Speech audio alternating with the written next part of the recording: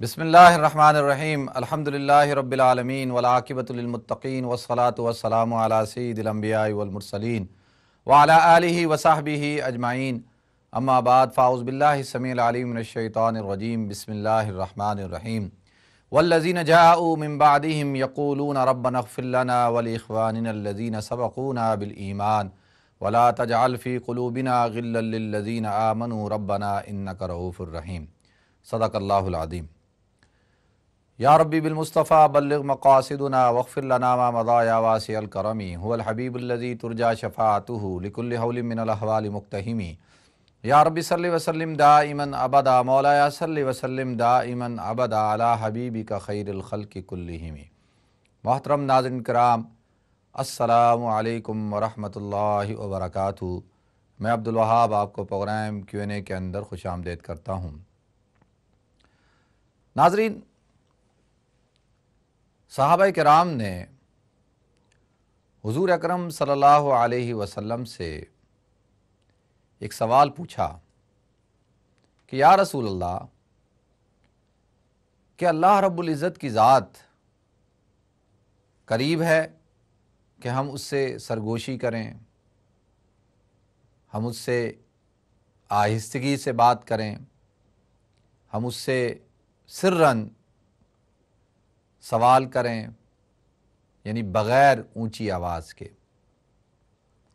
یا رسول اللہ، اللہ رب العزت کی ذات بہت دور ہے کہ ہم اس کو چیخ کر پکاریں، زور سے بلند آواز سے اس کو یاد کریں، جہراً اس کو پکاریں؟ تو اس پر اللہ رب العزت نے وحی نازل فرمائی، وَإِذَا سَأَلَكَ عِبَادِي عَنِّي فَإِنِّي قَرِيب۔ وَإِذَا سَأَلَكَ عِبَادِي عَنِّي، جب تجھ سے میرے بندے میرے بارے میں سوال کریں، وَإِذَا سَأَلَكَ عِبَادِي عَنِّي فَإِنِّي قَرِيب، تو آپ کہہ دیجئے اے نبی، فَإِنِّي قَرِيب، میں قریب ہوں، اجیب دعوت الداعی اذا دعانی فلیستجیبوا لی، ان کی پکاروں کا جواب دیتا ہوں، ان کو جب وہ مجھے پکارتے ہیں تو میں اس کو سنتا ہوں، جواب دیتا ہوں۔ فلیستجیبوا لی، تو ان کو میرے ہی پر ہی یقین رکھنا چاہیے اور مجھے پر بھروسہ رکھنا چاہیے، ولیؤمنوا بی، ایمان لانا چاہیے، ولیؤمنوا بی لعلہم یرشدون، تاکہ وہ فلاح پا جائیں۔ تو ناظرین، اس آیت کے اندر اس کا مفہوم میں نے آپ کے سامنے پیش کیا کہ اللہ کہتے ہیں میں قریب ہوں، میں تمہاری پکار کو سنتا ہوں، اس کا جواب دیتا ہوں، اس کو قبول فرماتا ہوں، اور جو ہے وہ میرے پہ یقین کرو تاکہ تم جو ہے وہ ایمان یافتہ ہو جاؤ، فلاح پا جاؤ۔ یہ آیت جو ہے سورہ بقرہ کے اندر، اس سے قبل اور اس کے ما بعد جو ہے وہ رمضان مبارک کا تذکرہ ہو رہا ہے۔ یا ایھا الذین آمنوا کتب علیکم الصیام، اس سے جو ماقبل کی آیتیں ہیں اور اس کے بعد کی جو آیتیں ہیں کہ روزے کو پورا کرو صبح سے لے کے شام تک، بیچ کے اندر اللہ رب العزت نے اس دعا کے نقطے کو، دعا کی اس آیت کو بیان کر دیا۔ تو ناظرین، کتنا قریب ہے اللہ رب العزت؟ اب قریب کی بھی ایک، قریب ہونے کی بھی ایک مدت ہوگی، ایک فاصلہ ہوگا کہ بھئی کتنا قریب ہے۔ تو اللہ رب العزت نے ارشاد فرمایا دوسری جگہ، نحن اقرب الیہ من حبل الورید، کہ ہم تو تمہاری شہرک سے بھی زیادہ قریب ہیں۔ اب شہرک جو ہے انسان کے گلے کے اندر ہوتی ہے اور بڑی سینسیٹیو ہوتی ہے، اگر یہ کٹ جائے خدا نخواستہ تو انسان کی جان بھی جا سکتی ہے، اس کی موت بھی واقع ہو سکتی ہے۔ تو اللہ رب العزت نے ارشاد فرمایا کہ ہم تو تمہاری شہرک سے بھی زیادہ قریب ہیں۔ اب اس سے زیادہ، یعنی آپ اب سوچ سکتے ہیں کہ انسان کی شہرک جو ہے وہ کتنا اس کے دماغ سے، دل سے، اس کے جسم سے قریب ہوگی۔ ویسے تو پورا کا پورا انسان کا جو جسم ہے، اس کا ہر عضو جسم کا وہ انسان کے قریب ہے۔ یعنی یہ کیسے ہو سکتا ہے میں کہوں کہ جی میرا ہاتھ ہے، میرا ہاتھ جو ہے وہ میرے جسم سے قریب نہیں؟ بالکل قریب ہے۔ میرا زبان، میرے پاؤں، میرا دل، میرا سینہ، پورا جسم انسان کا وہ اس کی ذات سے قریب ہی ہوتا ہے۔ لیکن اللہ رب العزت نے شہرک سے تشبیہ دی کہ میں تمہاری شہرک سے بھی زیادہ قریب ہوں۔ کیوں؟ دیکھیں کہ اگر کسی انسان کا سر کٹ جائے، سر پھٹتا ہے، بچوں کا بھی پھٹتا ہے عام طور پر، اور جو ہے وہ چوٹیں بھی لگتی ہیں لیکن کچھ نہیں ہوتا، انسان بچ جاتا ہے۔ سم ٹائم ایسا ہوتا ہے کہ انسان کو موت بھی واقع ہو جاتی ہے۔ اسی طریقے سے جسم کے اور حصے، ہاتھ کٹ جائے، پاؤں کٹ جائے اور کہیں پہ بھی چوٹ لگ جائے تو انسان کے بچنے کی چانسز بہت زیادہ ہوتے ہیں۔ ہم دیکھتے ہیں بغیر آنکھوں کے لوگ بھی ہیں، بغیر زبان کے بھی ہیں، بغیر کان کے یعنی سننے کی طاقت سے بھی محروم ہیں، لیکن شہ رگ ایک ایسی جگہ ہے، ایک ایسا انسان کا عضو ہے کہ اگر وہ کٹ جائے، اس کو کچھ ہو جائے تو انسان پھر بچنا بہت مشکل ہوتا ہے۔ تو پتہ چلا کہ انسان کی روح سے، انسان کی نفس سے، جب انسان، ظاہر سی بات ہے کہ جب انسان کو گولی لگتی ہے یا اس کو ایسی چوٹ لگتی ہے جو جان لیوا ہوتی ہے تو اس کا رزلٹ کیا نکلتا ہے کہ انسان مر جاتا ہے، کہ روح کا تعلق جسم کے ساتھ ختم ہونا۔ موت کہتے کسے ہیں؟ موت کہتے ہیں کہ روح کے تعلق کو جسم سے منقطع ہو جانے کا نام موت ہے، کامل طور پر، یعنی کامل طور پر روح کو اگر جسم سے نکال لیا جائے تو اس کو کہتے ہیں موت، کہ انسان مر گیا۔ تو شہ رگ ایسی جگہ ہے انسان کے جسم کے اندر کہ جو چھوٹی سی ہے، اور اگر ڈیمیج ہو جاتی ہے، کٹ جاتی ہے، اس کو کچھ ہو جاتا ہے تو انسان ختم ہو جاتا ہے۔ تو پتہ چلا کہ یہ انسان کی زندگی کے لیے، یا انسان کی روح، جو زندگی کی حیات، اصل تو روح ہے نا، اس کے سب سے زیادہ قریب جو ہے وہ شہ رگ ہے۔ تو اللہ رب العزت نے اس سے تشبیہ دی۔ آپ اس سے اندازہ کریں، اگر شہ رگ سے زیادہ بھی کوئی قریب چیز ہوتی تو اللہ اس سے تشبیہ دے دیتے۔ تو پتہ چلتا ہے کہ سب سے زیادہ قریب چیز کیا ہے؟ وہ شہ رگ ہے۔ تو اللہ رب العزت نے کہا نحن اقرب الیہ من حبل الورید۔ پھر ایک جگہ فرمایا ولکن لا تبصرون، لیکن تم دیکھ نہیں سکتے، تمہارے پاس وہ بصارت نہیں ہے، تمہارے پاس وہ نگاہیں نہیں ہیں، تمہارے پاس وہ قوت بینائی نہیں ہے۔ ویسے تو تیرا آئینہ عالم رنگ و بو ہے، تیرا آئینہ عالم رنگ و بو ہے، جدھر دیکھتا ہوں ادھر تو ہی تو ہے، ہزاروں حجاب اور اس پر یہ عالم کہ چرچا تیرا جا بجا کو بکو ہے۔ جو اللہ والے ہوتے ہیں ان کو تو اللہ ہر جگہ نظر آتا ہے۔ تو عرض یہ کر رہا تھا میں کہ اس پر صحابہ کے سوال پر یہ آیت نازل ہوئی، اور ما قبل اور ما بعد جو ہے وہ رمضان المبارک کا تذکرہ ہے۔ اور رمضان المبارک آپ حضرات کے علم میں ہے کہ رمضان جو ہے وہ تمام مہینوں سے افضل مہینہ ہے، اللہ رب العزت کا مہینہ ہے۔ الشہر رمضان لی، کہ رمضان کا مہینہ وہ میرا مہینہ ہے۔ الصوم لی، روزہ میرے لیے رکھا جاتا ہے، روزے کی جزا میں دیتا ہوں، وانا اجزا بھی، میں اس کی جزا دیتا ہوں، میں اپنا آپ اس کے بدلے میں دے دیتا ہوں۔ تو اس رمضان کے تذکرے کے اندر کہ جہاں پر انسان کا تعلق روحانی طور پر اللہ رب العزت کے ساتھ بڑھ جاتا ہے، اور کچھ انسانوں کا نہیں بلکہ اکثر مسلمانوں کا، گناہگار سے گناہگار انسان بھی جو ہے وہ اللہ کے قریب ہوتا ہے، اور مناجات کرتا ہے، نمازیں پڑھتا ہے، روزہ رکھتا ہے۔ جب روزہ رکھتا ہے تو انسان کے اندر ملکوتی صفات پیدا ہو جاتی ہیں، روحانیت اسٹرانگ ہو جاتی ہے، اسپریچولی وہ بڑا پاورفل ہو جاتا ہے۔ تو لہذا اسی ضمن کے اندر اللہ رب العزت نے اس صحابہ کے اس سوال کا جواب بھی دیا۔ تو میں عرض یہ کر رہا تھا کہ اللہ رب العزت، جو میں نے آپ حضرات کے سامنے سورہ حشر کی تلاوت کی، کہ اللہ کہتے ہیں مجھ سے مانگو میں تمہارے قریب ہوں، اور میں تمہاری پکار کو سنتا ہوں، میں اس کا جواب بھی دیتا ہوں۔ اب کیا وجہ ہے کہ ایک انسان، بہت سارے انسانوں سے ہم سنتے ہیں، مسلمان یہ کہتے ہیں کہ ہم تو دعا مانگ مانگ کے تھک گئے، ہماری دعائیں قبول ہی نہیں ہوتی۔ تو اب سوال یہ اٹھتا ہے کہ دعا کو جو مانگنا ہوتا ہے، کیا دعا اس لیے مانگی جاتی ہے کہ اللہ رب العزت کو یاد کروایا جائے کہ جی میری یہ پرابلم ہے، اور اٹھ کے دعا مانگنا شروع کر دیں؟ تو یہ بات تو اللہ کے شایان شان نہیں۔ اللہ کی ذات تو بھول سے، چوک سے، اللہ تو محفوظ ہے، اللہ تو اللہ ہے، خالق ہے، مالک ہے، رازق ہے، وہ کیسے بھول سکتا ہے؟ بھولنا تو میری اور آپ کی صفت ہے۔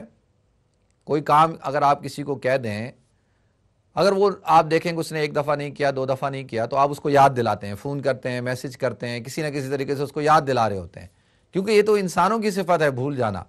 تو کیا روزانہ جو دعا مانگی جاتی ہے، ہر نماز کے بعد جو دعا مانگی جاتی ہے، تو کیا اس لیے مانگی جاتی ہے کہ اللہ کو ہم یاد دلا رہے ہیں؟ اللہ کو ہماری پرابلمز کا نہیں پتہ کہ ہم جو ہے اللہ کے سامنے ہاتھ اٹھا کے کہتے ہیں یا اللہ صحت دے دے، اللہ اولاد دے دے، اللہ یہ مسئلہ حل کر دے، اللہ وہ مسئلہ حل کر دے۔ اللہ کو تو سارے مسائل پتہ ہیں، اللہ تو ہماری حاجات کو ہم سے زیادہ سمجھتے ہیں، ہماری ضروریات کو بھی سمجھتے ہیں۔ تو ناظرین، حدیث قدسی ہے، اللہ رب العزت فرشتوں سے کہتے ہیں کہ کچھ لوگ جب دعا کے لیے ہاتھ اٹھاتے ہیں تو اللہ فرماتے ہیں کہ ان کو جلدی سے دے دو، جو مانگ رہے ہیں ان کو دے دو۔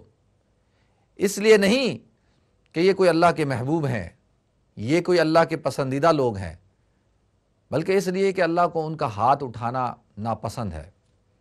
اللہ نہیں چاہتے کہ یہ اس کے دربار کے اندر ہاتھ اٹھائیں، مانگیں۔ اللہ کو ان کا ہاتھ اٹھانا ناپسند ہے۔ اللہ کہتا ہے ان کو جلد سے جلد دو تاکہ یہ ہاتھ اٹھانا بند کر دیں۔ کچھ لوگ ہوتے ہیں ان کا ہاتھ اٹھانا اللہ رب العزت کو پسند ہے، محبوب ہے، اور اللہ فرشتوں سے کہتے ہیں کہ اس کو تھوڑا سا اس کو اور ڈیلے کرو، کیونکہ اس کا ہاتھ اٹھانا جو ہے وہ مجھے اتنا محبوب ہے کہ جب یہ ہاتھ اٹھاتا ہے تو مجھے اس پہ اتنا پیار آتا ہے، مجھے یہ اتنا اچھا لگتا ہے کہ میرا دل چاہتا ہے کہ یہ ہاتھ اٹھا کے ہی رکھے۔ اللہ کو یہ بات محبوب ہے۔ آپ اندازہ کریں کہ یہاں پر فلسفہ ہی ڈیفرنٹ ہو گیا، یہاں پر تو فلسفہ ہی چینج ہو گیا۔ عام طور پر ہمارا ذہن یہ ہے کہ جس کی دعا جلدی قبول ہو جاتی ہے وہ جو ہے وہ اللہ کا نیک بندہ ہوتا ہے، اور جس کی دعا، مثال کے طور پہ میں مثال دے رہا ہوں، اگر آپ کو کسی سے محبت ہو اور وہ آپ کے پاس کسی ضرورت کے لیے آتا ہو اور آپ کو اس سے بہت محبت ہو، تو آپ اس کی ضرورت کو ڈیلے کرتے ہیں کہ یہ بار بار آئے۔ وہ اس لیے ڈیلے کر رہے ہوتے ہیں کہ آپ کا اس کا آنا آپ کو پسند ہے، اس کے آنے سے آپ کو خوشی ملتی ہے، وہ آپ کا محبوب ہے، وہ آپ کا پسندیدہ ہے، اس لیے آپ بار بار کوشش کرتے ہیں کہ یہ بار بار آپ کے پاس آئے۔ اور جو آپ کو ناپسند ہوتا ہے وہ آتا ہے، آپ اس کو کہتے ہیں اس کو دو اور فارغ کرو تاکہ جو ہے وہ نیکسٹ ٹائم یہ نہ آئے، اس کا آنا مجھے پسند نہیں۔ تو ناظرین، یہی فلسفہ ہے دعا کا۔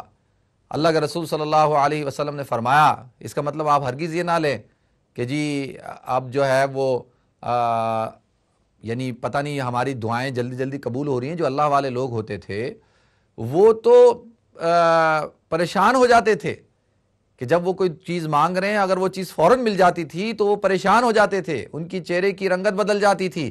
وہ کہتے تھے کہیں ایسا تو نہیں کہ ہم کون سی لسٹ کے اندر شامل ہو گئے ہیں، کہیں اللہ نے ہمیں اپنے محبوبین کی لسٹ سے تو نہیں نکال دیا کہ کہیں آج ہی مانگی اور آج ہی پوری ہو گئی۔ تو وہ جو اللہ والے لوگ تھے وہ جو ہے اس بات کو ناپسند کیا کرتے تھے۔ تو میں عرض کر رہا تھا کہ یہ دعا ہے، تو اس کا مطلب اب جو میں نے عرض کر دیا پہلے کہ اللہ کو یاد دلانا نہیں ہے کہ بھئی اللہ کو کیا یاد دلانا، جو رب ہے، جو خدا ہے، جو مالک ہے، اس کو کیا یاد دلانا، اس کو تو پتہ ہے۔ لیکن اس نے ہمیں حکم دیا کہ ہم جو ہے اگر پاؤں کا جوتے کا تسمہ بھی ٹوٹ جائے تو مجھ سے مانگو۔ اللہ خوش ہوتے ہیں۔ دنیا کا دستور یہ ہے کہ جب لوگوں سے آپ سوال کرتے ہیں تو لوگ ناراض ہوتے ہیں، اگرچہ آپ اپنا حق کیوں نہیں مانگ رہے ہوں تو وہ ناراض ہوں گے۔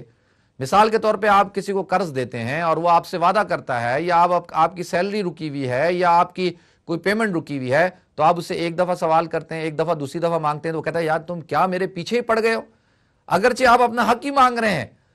یہ تو جب حق بھی مانگ رہے ہیں پھر بھی وہ ناراض ہو رہا ہے۔ لیکن یہاں پر تو سلسلہ ہی ڈیفرنٹ ہے کہ اگر آپ حق نہیں مانگ رہے اور ویسے ہی مانگ رہے ہیں تو وہ اور زیادہ غصہ ہو جاتا ہے۔ تو لیکن اللہ رب العزت تو خوش ہوتے ہیں، جتنا اللہ سے سوال کرتے ہیں، جتنا اللہ سے ہم مانگتے ہیں، تو اللہ تو اتنا اس سے زیادہ خوش ہوتے ہیں۔ تو ہمیں تو مانگنے کا حکم دیا ہے کہ بھائی مانگو، اور اتنا مانگو کہ اپنی اوقات کو دیکھ کر نہیں مانگو، اپنی اللہ کی شان کو دیکھ کر مانگو۔ جیسے حضرت آدم علیہ نبینا علیہ الصلوۃ والسلام آتا ہے 100 حج کیے، اور ہر حج پہ جاتے تھے عرفات کے میدان کے اندر، اور کھڑے ہو کر دعا کرتے تھے اللہم انک تعلم حاجتی، اے اللہ تو میری حاجات کو، میری ضروریات کو، میری سب چیزوں کو جانتا ہے، تو فاتینی سؤلی، جو میں سوال کر رہا ہوں، جو میری حاجات ہیں وہ آپ مجھے عطا کر دیجئے۔ تو یہ کس طرح سے مانگنا ہے؟ مانگنا اپنے آپ کو سامنے رکھ کے نہیں، بلکہ اللہ کو سامنے رکھ کے۔ مثال کے طور پہ ایک بہت بڑا ملینر ہو، بہت بڑا کوئین کے پاس آپ چلے جائیں، پریزیڈنٹ کے پاس چلے جائیں اور اس کے پاس جا کر آپ کہیں کہ جی مجھے 1000 روپے کی ضرورت ہے یا مجھے 1000 پاؤنڈ چاہیے، تو وہ کوئین بھی پریزیڈنٹ بھی وہ کہے گا یار اس کا دماغ خراب ہو گیا، میرے پاس آیا اور مجھ سے آ کے صرف 1000 روپے مانگ رہا ہے، 1000 پاؤنڈ مانگ رہا ہے، کیا یہ میری بےزتی کر رہا ہے؟ کیا اس کو پتہ نہیں کہ میں کون ہوں، میں کیا ہوں؟ میں تو جب ایسا پریزیڈنٹ ہوں کہ ایک مزار پہ جاتا ہوں تو $1 ملین دے دیتا ہوں، میں تو جو ہے وہ میری تو یہ شان ہے، یہ مجھ سے 1000 روپے مانگ رہا ہے۔ تو لہذا وہ اس کو اپنی توہین سمجھتا ہے، تو وہ کیوں؟ کیونکہ وہ کہتا ہے کہ اس نے میری اوقات کو، میری حیثیت کو نہیں سمجھا۔ تو اللہ رب العزت کہتے ہیں کہ مجھ سے مانگو، یہاں پر یہ چیز نہیں کہ اللہ سے اگر جوتے کا تسمہ ٹوٹ گئے تو اللہ کی توہین ہو جائے گی، نہیں، اللہ رب العزت کی ذات تو مانگنے سے خوش ہوتی ہے۔ تو اب کیا ہے کہ اللہ رب العزت کے ساتھ جب آپ مانگتے ہیں تو اس طور پر مانگیں کہ اللہ تو ہماری حاجات کا ہم سے زیادہ آپ کو علم ہے، اپنی شان کے مطابق آپ عطا کر دیجئے۔ ناظرین، ضمناً ایک اور بات عرض کر دوں، کیونکہ وہ آج دعا پہ تھوڑا سا دل چاہ رہا تھا کہ آپ حضرات کے ساتھ گفتگو ہو کہ دعا کیا چیز ہے۔ ایک صاحب تھے، وہ مجھے کہتے ہیں کیا آپ لوگوں کے لیے دعائیں کر رہے ہوتے ہیں، لوگ آپ کو کہہ رہے ہوتے ہیں جی میرے بیٹے کے لیے دعا کر دو، امتحان کے لیے دعا کر دو، اس کے لیے دعا کر دو، تو یہ کیا سلسلہ ہے، یہ کوئی طریقہ ہے؟ تو میں نے چاہا کہ تھوڑا سا اس پہ بات ہی کر لیں کہ بھئی کیا دعا ہے، کیا چیز؟ دعا کے معنی ہیں کیا؟ دعا کے معنی تو ہیں پکارنے کے۔ اچھا اب کیا؟ دیکھیں قرآن پاک میں اللہ رب العزت نے ارشاد فرمایا انما الصدقات للفقراء والمساکین، کہ جو صدقات ہیں وہ کن کے لیے ہیں؟ وہ فقراء کے لیے ہیں اور مساکین کے لیے ہیں۔ فقیر اس کو کہتے ہیں کہ جس کے پاس کچھ بھی نہ ہو، فقر کے معنی یہ ہے کہ خالی ہونے کے، جس کے پاس کچھ نہ ہو۔ مسکین اس کو کہتے ہیں جس کے پاس اتنا ہو صاحب نصاب کے بقدر نہ ہو، اس سے کم ہو۔ تو صدقات تو فقراء اور مساکین کے لیے ہیں۔ اب مثال کے طور پہ جو بھی آدمی زکوٰۃ دیتا ہے، خیرات دیتا ہے، صدقات دیتا ہے، تو وہ امیروں کو دیتا ہے؟ امیروں کو تو نہیں دیتا، وہ تو غریبوں کو دیتا ہے، اور جو اس غریب کو دیکھتا ہے کہ جو دیتا ہے جو دیکھنے سے بھی غریب لگے۔ اور جو امیر کو کبھی آپ نے دیکھا کوئی امیر کو زکوٰۃ دے رہا ہو، صدقہ دے رہا ہو؟ کبھی نہیں دیتا۔ اور اگر ایک آدمی جو ہے وہ کسی سے مانگنے جائے اور ماشاءاللہ 3 پیس سوٹ پہن کے جائے، سفید جبہ پہن کے جائے اور عطر لگا کر خوشبو لگا کر ماشاءاللہ تیار ہو کر جائے اور کہے کہ جی میں فقیر ہوں مجھے مدد کر دیں، تو وہ کیا کرے گا؟ وہ اس کو کہے گا کہ یار آپ اپنی حالت دیکھیں، آپ فقیر ہیں۔ فقیر تو وہ ہوتا ہے کہ جو بالکل جس کی حالت بتا رہی ہوتی ہے، جو پھٹے پرانے کپڑوں کے اندر، اور جو ہے جس کی حالت اتنی خراب ہوتی ہے، جو تو دور سے نظر آتا ہے فقیر ہے، اگرچہ وہ بناوٹی فقیر کیوں نہ ہو۔ تو عام طور پر اس کو بھی نہیں دیتے لوگ، وہ کہتے ہیں نہیں یہ تو بڑا سیٹ لگتا ہے، یہ کہاں سے، اور سیٹوں کو بھی نہیں دی جاتی۔ تو ہمیشہ دیا کس کو جاتا ہے؟ دیا اس کو ہی جاتا ہے کہ جو فقیر ہوتا ہے۔ اور اللہ رب العزت نے ارشاد فرمایا یا ایھا الناس انتم الفقراء الی اللہ، کہ اے لوگو تم اللہ کے نزدیک فقیر ہو۔ تمام کے تمام لوگ، یا مومنین کو نہیں کہا، یا تمام انسانوں کو اللہ نے مخاطب کر کے کہا کہ تم سب اللہ کے نزدیک فقیر ہو۔ اب کیا مطلب؟ فقیر کا کیا مطلب ہے کہ فقیر کچھ بھی نہیں، تم اللہ کے نزدیک تمہاری کوئی حیثیت نہیں، یعنی یہ دنیا، اس دنیا سے بقدر 3 گنا زیادہ دنیا اللہ دے دے تو اللہ کے خزانے میں اتنی کمی نہیں آتی جتنا سوئی کو سمندر کے اندر، دریا کے اندر ڈالیں اور دریا سے نکالیں اور اس کے ناکے کے اوپر جتنا پانی آتا ہے، اتنی بھی کمی اللہ کے خزانے کے اندر نہیں آتی۔ تو اللہ کہتے ہیں تم سب فقیر ہو۔ تو عام طور پر فقیر غنی سے مانگتا ہے، یا ایھا الناس انتم الفقراء الی اللہ واللہ هو الغنی الحمید، اللہ غنی ہے، حمید ہے، یکتا ہے، غنی۔ اور غنی جو ہے وہ کبھی کسی سے نہیں مانگا کرتا۔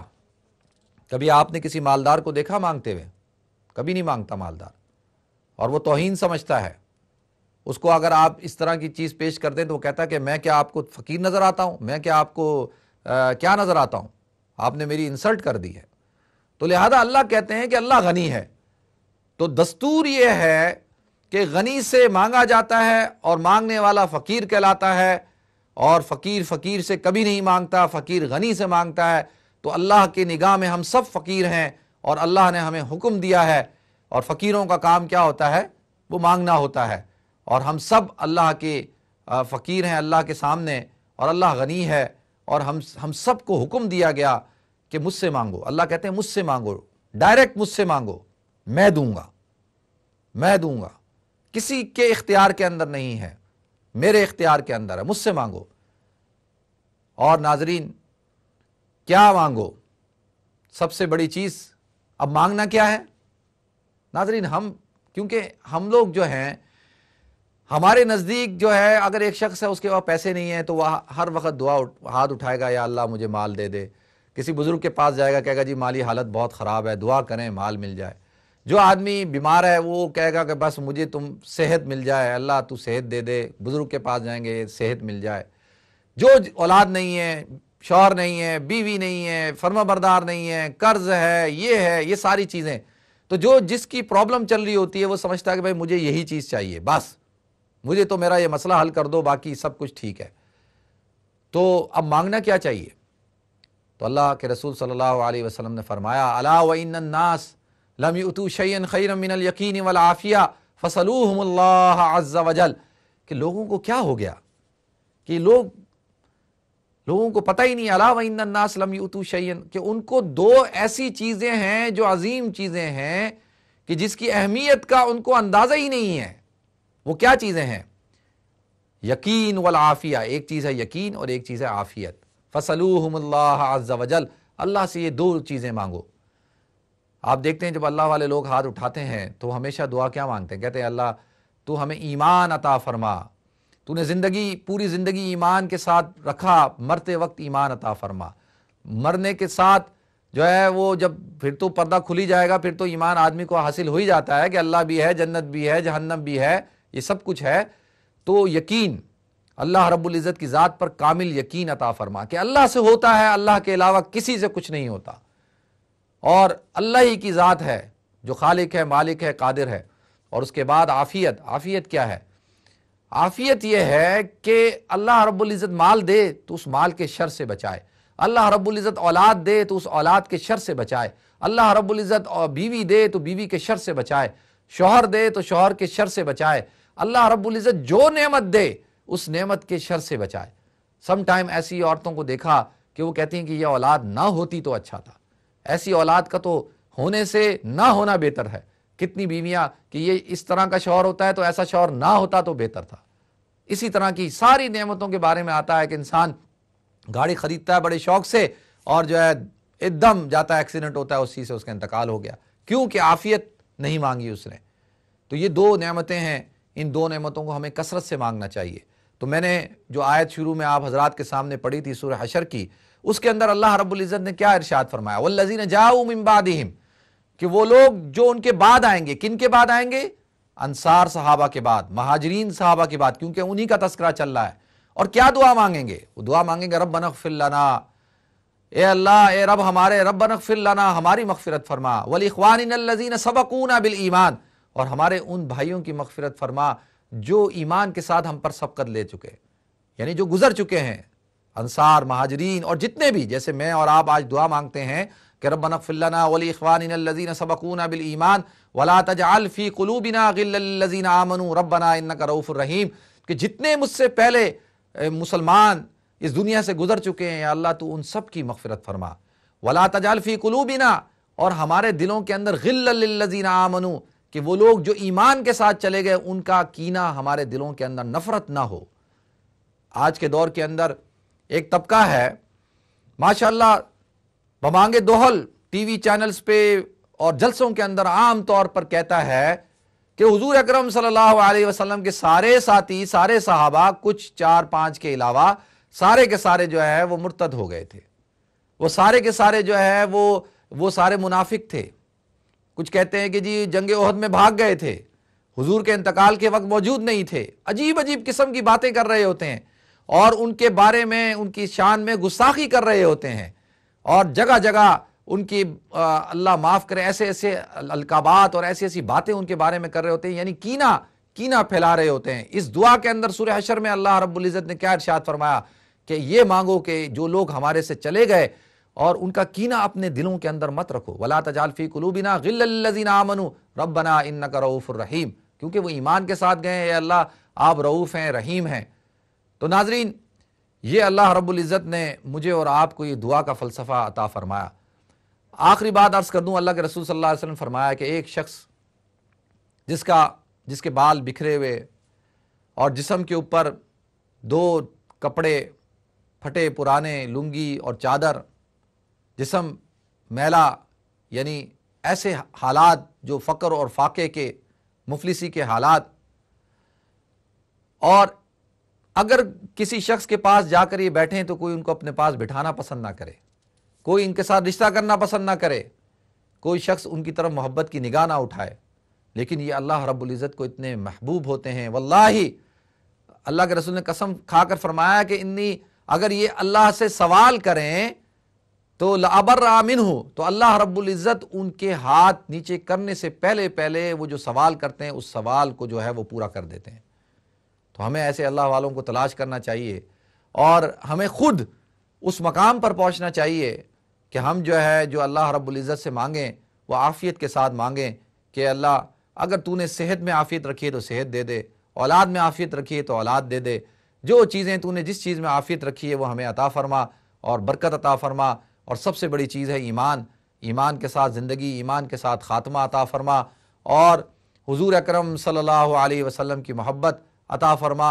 اور آخری بات عرض کر دوں کہ سب دعائیں معلق رہتی ہیں جب تک کہ حضور اکرم صلی اللہ علیہ وسلم کے اوپر درود شریف نہ پڑھی جائے۔ اس کی مثال ایسے ہے کہ جیسے آپ اگر شروع کے اندر درود شریف پڑھتے ہیں، آخر کے اندر پڑھتے ہیں، تو آپ 2 انجن لگا دیتے ہیں ٹرین کے ساتھ، اب وہ دعا ایسے ڈائریکٹلی اللہ کے عرش تک پہنچتی ہے، اور حضور کے واسطے سے، حضور کے وسیلے سے دعا مانگی جائے تو اللہ رب العزت جو ہے اس کو قبول فرماتے ہیں۔ اللہ تعالیٰ مجھے اور آپ کو، ہم سب کو اللہ رب العزت سے مانگنے کا طریقہ عطا فرمائے، مانگنے کا سلیقہ عطا فرمائے، اور ہمیں یعنی وہ اطمینان عطا فرمائے کہ اگر ہماری دعائیں کوئی قبول نہیں ہوئیں تو کہتے ہیں کہ جب ہاتھ اٹھا لیتے ہیں نا اللہ کے دربار میں، جو چیز پیش کر دی، اب یہ تو تصور ہی نہ کریں میں اور آپ کہ ہماری دعا قبول نہ ہوئی، اور آج کے بعد یہ لفظ ہرگز استعمال نہ کریں کہ میں تو نمازیں پڑھتی ہوں، تہجد پڑھتی ہوں، میں تو اتنی دعائیں کرتی ہوں، اتنے دعائیں میں تو یہ کرتا ہوں، اور پتہ نہیں کیا بات ہے میری دعائیں قبول نہیں ہوتی، اللہ ہماری سنتا نہیں۔ یہ کیسا ہو سکتا ہے؟ اللہ تو سب کی سنتا ہے اور اللہ سب کی دعاؤں کو قبول کرتا ہے، لیکن کیا ہے 3 چیزیں۔ ایک چیز کیا، جو چیز ہم مانگ رہے ہوتے ہیں اللہ کو پتہ ہے کہ یہ چیز اس کے لیے فائدہ مند ہے، نقصان دہ نہیں ہے، اللہ دے دیتے ہیں، اور سم ٹائم جو ہے اللہ کو پتہ ہوتا ہے کہ نہیں ابھی نہیں، اس کو بعد میں دینا ہے، یہ ابھی اس کے لیے مناسب نہیں ہے، بعد میں اس کے لیے مناسب ہے، اللہ بعد میں دے دیتے ہیں۔ اور پھر کیا ہوتا ہے کہ اللہ کو پتہ ہوتا ہے کہ یہ چیز اس کے لیے بالکل جو ہے اس کے لیے فائدہ مند نہیں ہے، تو اس کو آخرت کے اندر اس کو ذخیرہ کر دیتے ہیں۔ اور کیا ذخیرہ کر دیتے ہیں انسان کو، جو ہے وہ پھر کیا ہوتا ہے کہ جب کل قیامت کے دن اللہ کے دربار میں پہنچے گا، اللہ اس کو یہ بتائیں گے یہ سارا اجر، یہ سارا رجسٹر بھرے ہوئے تیرے، تو کہے گا یا اللہ یہ تو ساری نیکیاں میں نے نہیں کی، تو اللہ کہیں گے یہ وہ تیری دعائیں ہیں جو تو نے مانگی تھی اور میں نے مصلحتاً ان دعاؤں کو قبول نہیں کیا تھا، تو لہذا یہ وہ اجر ہے۔ تو وہ شخص اس وقت کے اندر تمنا کرے گا کہ یا اللہ کاش دنیا کے اندر میری کوئی دعا قبول ہی نہ ہوئی ہوتی۔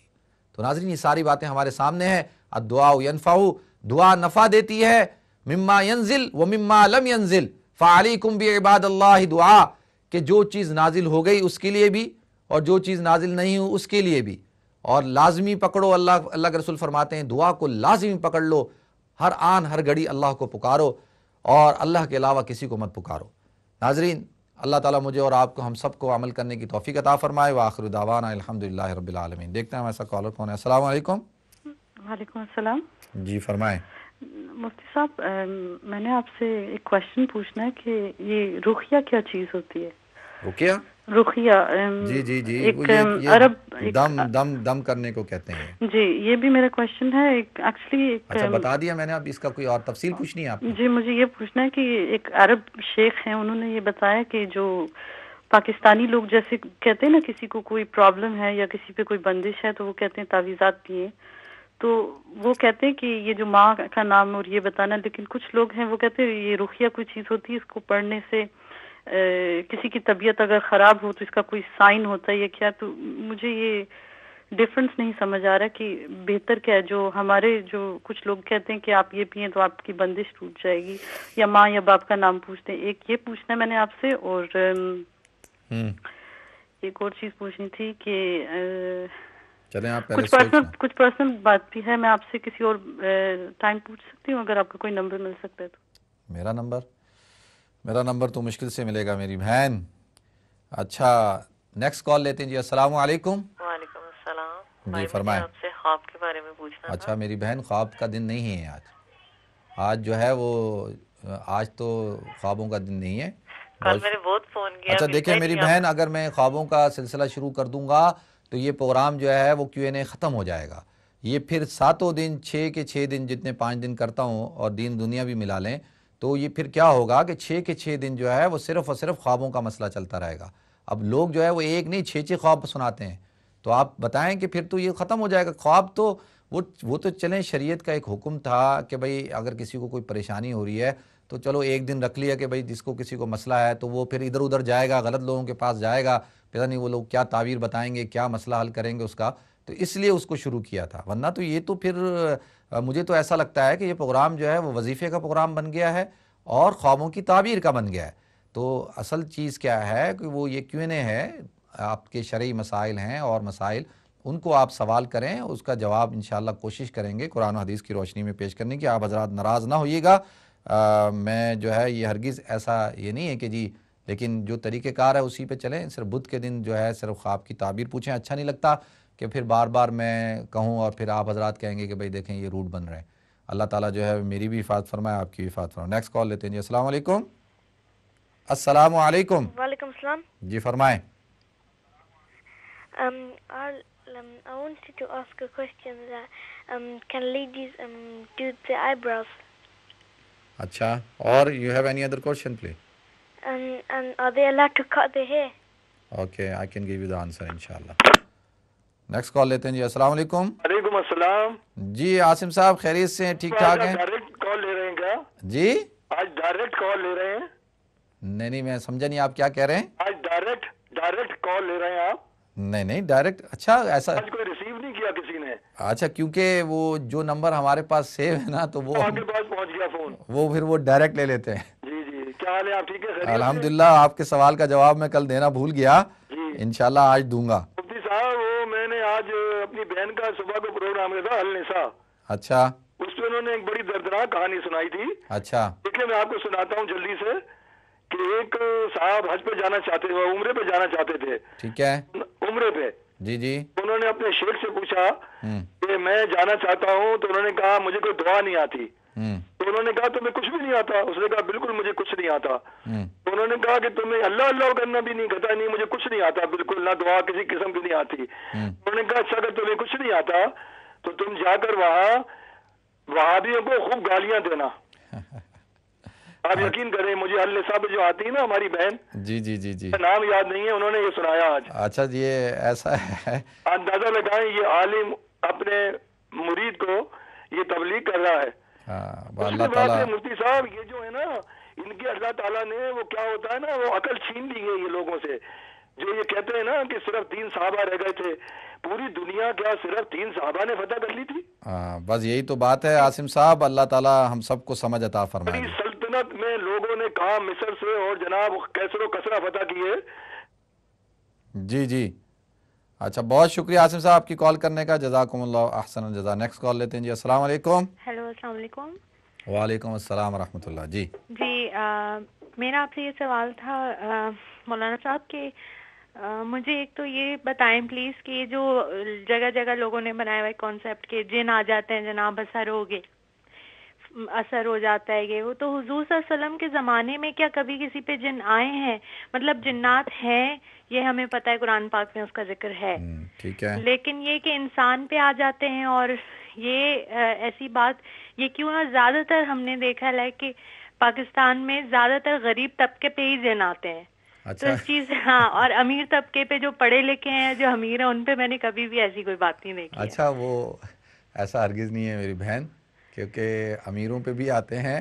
اچھا ایسا نہیں ہے, یہ آپ نے عجیب بات کی. ویسے نہیں میں نہیں, جہاں تک ہو سکتا ہے میں غلط ہوں, میں نہیں کہہ رہی ہوں. نہیں اچھا دیکھیں میں آپ کو عرض یہ کروں کہ بات غریبی کی امیری کی نہیں ہوتی. جو ظاہر سی بات ہے جو آدمی غریب ہوتا ہے تو وہ ایجوکیشن افورڈ نہیں کر سکتا, وہ تعلیم افورڈ نہیں کر سکتا نا, تو وہ جب وہ تعلیم اس کے پاس نہیں ہوتی تو پھر بہت ساری چیزیں, تہمات, رسوم, پتہ نہیں کیا کیا چیزوں کو جو ہے ان کو وہ لگا لیتا ہے ساتھ. اچھا, جو بیچارے غریب ہوتے ہیں لیکن پڑھے لکھے ہوتے ہیں تو ان کو پتہ ہوتا ہے. امیروں کے اندر بھی ایسے لوگ ہوتے ہیں جو جہلا ہوتے ہیں, لیکن وہ ایسی ایسی حرکتیں اور ایسی ایسی باتیں کرتے ہیں کہ آپ اور میں تصور نہیں کر سکتے. اچھا, مطلب میں یہ اس کو آپ امیری اور غریبی سے نہیں, اس کو آپ جو ہے وہ ایجوکیشن یعنی علم اور جہل عدم علم, اس سے آپ ریلیٹڈ کریں. اچھا, تو مطلب انسان پہ جن آتے ہیں یہ حقیقت ہے. اچھا, اب ابھی آپ ایسا کہیں نہیں, پتہ چلے جن بتائی دے کہ آ کے کہ جی میں ہوں, آ کے بتا دوں پھر میں. اچھا, تو ایسا ہے کہ دیکھیں, ایسا تو آپ نے شاید آپ کا کبھی مشاہدہ نہ ہوا ہو, لیکن ایسا ہوتا ہے. اچھا, دوسرا سوال مولانا صاحب میرا یہ ہے کہ روحانی جو یہ حساب کتاب کی تعلیم ہوتی ہے, جیسے اکثر لوگ, میں نام نہیں لوں گی کہ کس چینل پہ اور کیا, لیکن اکثر ہوتا ہے کہ جناب نام لکھتے ہیں, آپ کا نام پوچھتے ہیں والدہ کا, پھر کچھ حساب کتاب کر کے اور پھر وہ بتا دیتے ہیں کہ یہ ہونے والا ہے, یہ ہو جائے گا, یہ نہیں ہوگا, تو یہ صحیح ہے؟ اچھا, اس کا جواب تو میں کافی دے چکا ہوں, ابھی پھر دے دیتا ہوں, ٹھیک ہے. اچھا, تھینک یو, بہت شکریہ آپ کی کال کرنے کا, جزاکم اللہ. ایک اور کال لے لیں. السلام علیکم. جی وعلیکم السلام. جی مفتی صاحب, میرا کوشچن یہ ہے کہ جو شادی کے وقت عورت کو اپنے ماں باپ کی طرف سے زیور ملتا ہے یا شوہر کی طرف سے بھی جو زیور ملتا ہے, اس پہ کس کا حق ہوتا ہے؟ کیونکہ آپ کو پتہ ہے یہاں کے قانون کے مطابق جب طلاق ہوتی ہے, قانونی طلاق, تو وہ کہتے ہیں کہ آپ کو 50% شیئر کرنا پڑے گا. تو اگر آپ ڈکلیئر کرتے ہیں کہ آپ کے پاس اتنا گولڈ ہے تو وہ آپ کو آدھا جو ہے وہ اپنے ایکس ہسبینڈ کو دینا پڑ جاتا ہے. تو کیا شریعت یہ کہتی ہے کہ اس صورت میں یہ جو گولڈ ہے وہ عورت چھپا لے؟ کیونکہ نا جب آپ ڈکلیئر کرتے ہو کہ میرے پاس یہ ہے یہ نہیں ہے تو اس کے بعد اوتھ لینا پڑتا ہے. تو اگر وہ ہم ڈکلیئر نہیں کرتے, ہمارے پاس سونا نہیں ہے, تو پھر وہ اوتھ غلط ہو جاتا ہے. لیکن اب ایک اکیلی عورت ہے, اس کے پاس بچے بھی ہیں, اب اس کا تو ظاہر سی بات ہے آگے کوئی سہارا نہیں, کوئی کچھ نہیں, اس کی جمع پونجی وہ زیور ہی رہ جاتا ہے. تو کیا وہ ڈکلیئر کر کے آدھا ایکس ہسبینڈ کو دے دے یا پھر وہ چھپا لے اور جھوٹی اوتھ لے لے؟ ڈکلیئر کر کے یہ تو جب ہوگا نا جب وہ عورت ڈیمانڈ کرتی ہے طلاق کو. نہیں, اگر شرعی طور پہ مرد طلاق دے دے اور قانونی طلاق نہ دے, پھر عورت قانونی طور پہ طلاق لینے جائے کہ مجھے شریعت طور پہ بھی تو ہو گئی ہے تو قانونی طور پہ بھی ہو جائے. اچھا چلیں ٹھیک ہے, میں اس پہ بات کرتا ہوں. اور دوسرا سوال میرا یہ, کسی نے پوچھوایا تھا کہ یہ آج کل جیسے سم ٹائمز گھر والے نہیں مانتے تو لڑکا لڑکی لو میرج کر لیتے ہیں, خود ہی سے کورٹ میرج کر لیں یا کہیں جا کے نکاح پڑھا لیتے ہیں, تو کیا اس طرح نکاح ہو جاتا ہے؟ کیونکہ ہمیشہ نکاح پڑھاتے وقت ولی کی اور گواہوں کی ضرورت. اچھا چلیں ٹھیک ہے, میں اس پہ بات کرتا ہوں, ہمیں بریک کی طرف جانا ہے, بریک کے بعد ملتے ہیں انشاءاللہ. السلام علیکم ورحمۃ اللہ وبرکاتہ.